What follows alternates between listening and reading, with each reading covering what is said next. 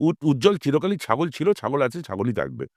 বং media ডেকেছিল ওর একটা কি উজ্জ্বল উজ্জ্বল উজ্জ্বল ২০৫০ সালের বাবা বলে আমাকে একটা দিয়ে শুট করিয়েছিল।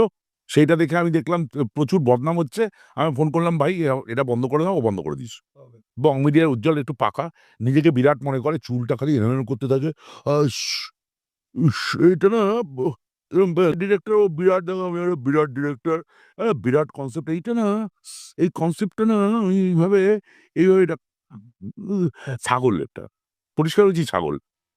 আমার অন্য কাউকে খুব একটা পাত্তা দেয় না। ও যে উজ্জ্বল, ও একটা somebody, এটা অলওয়েজ শো করে বাস। ও ও যখন দেবের সামনে গিয়ে ইন্টারভিউ নিচ্ছে, তখন যেহেতু এটা দেব মানে সূর্য, সেই সময় গিয়ে হ্যাঁ, হ্যাঁ দাদা আপনি আ এইটা, এইটা যেটা করছে ওই অ্যাটিটিউডটা, ইন্টারভিউটা আমিও ছিলাম সামনে, দুজনে পাশাপাশি ছিলাম। আমি আর আমি দেখে বলছেন হ্যাঁ, এইটা আমি উজ্জ্বলকে খুব ভালো করে দেখেছি যে এই রূপটা আমি দেখিনি। এই রূপটা শুধু ওই সময়টা ছাড়া, ও যেই ওখান থেকে বেরোলো আবার কিন্তু উজ্জ্বল হয়ে গেল।